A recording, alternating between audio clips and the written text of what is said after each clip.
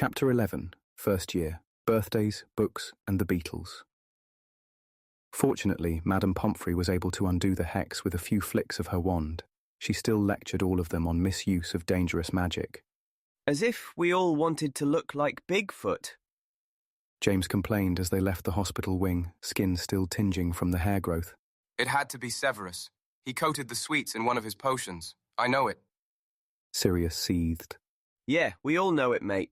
James replied. Don't worry, we'll get him back. I'm so sorry.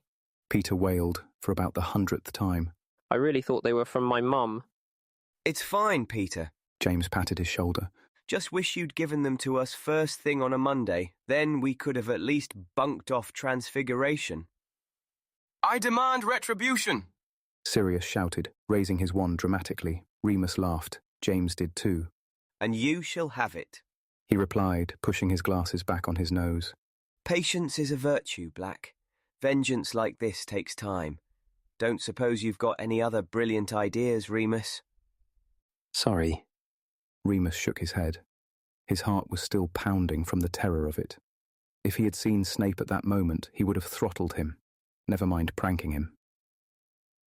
I'll help you, James, Peter piped up. I'll do anything. I won't be scared this time. They were just turning the corner which led to Gryffindor Tower when somebody behind them called out, Sirius! All four boys turned. Sirius made a small, shocked noise. It was Bellatrix Black. What do you want? He asked, looking down and scuffing his shoes on the flagstone floor. It was the most unserious posture imaginable, Remus thought. He also noticed that James stepped forward, standing shoulder to shoulder with his friend. Come here and address me properly. The seventh-year witch snapped in response. Sirius didn't move. Bellatrix withdrew her wand. Remus was shocked, and for the first time since he'd been at Hogwarts, he felt frightened. Come here, She said in a low voice. or I'll make you. And it won't be a childish little hair growth charm, I promise. Sirius walked forward, shaking his head at James, who tried to follow. They all watched the cousins speaking in quiet voices at the end of the hallway for long, uncomfortable minutes. Sirius barely looked up from the ground the whole time. Finally, she patted him on the head, then turned on her heel and left. They all exhaled, relieved. Sirius walked back to them shakily. In silence, they all entered the portrait hole and sat down at their usual sofa. All right, Sirius? James asked first. Yeah. He nodded, looking paler than usual. She wanted to invite me for tea. On my birthday. I think my mother must have made her. Probably held a family conference. Tried to bring me back into the fold. Just because you're in a different house? And the company I'm keeping. He smirked at them all. So when's your birthday?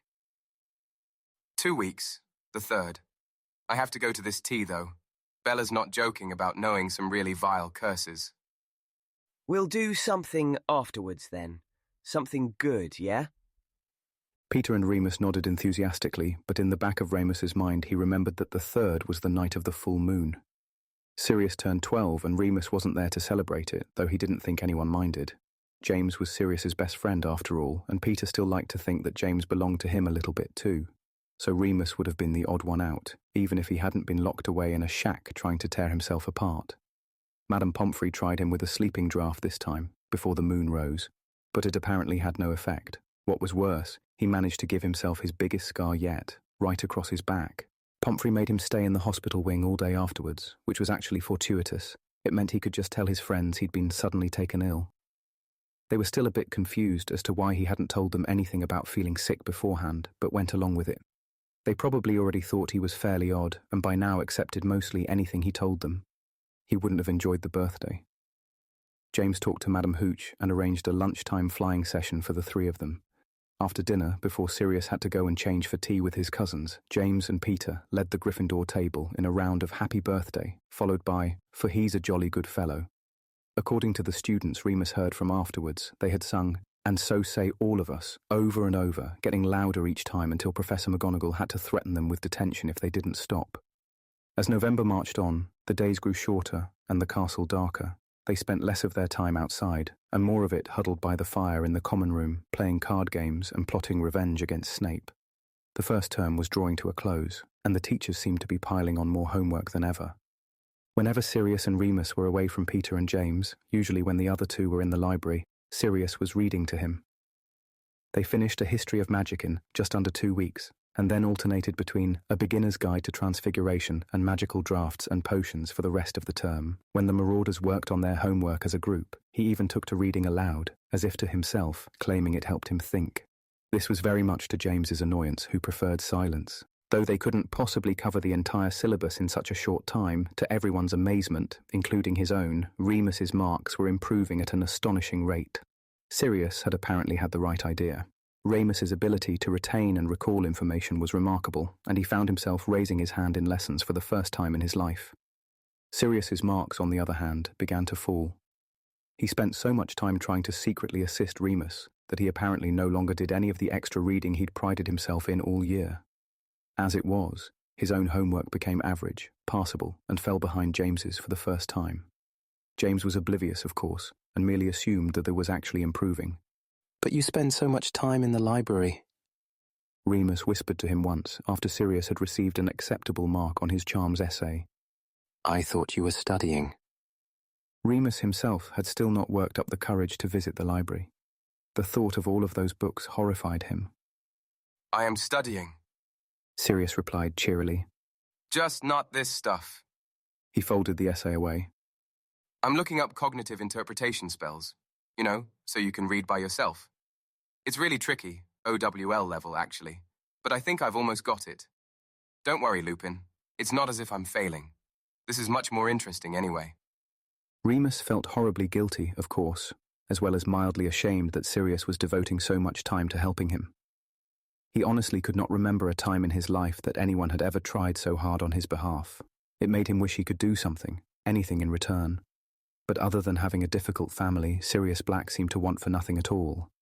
In fact, there was one thing Remus could give Sirius which even James could not, but it hardly felt worth mentioning, something Sirius called Muggle insight.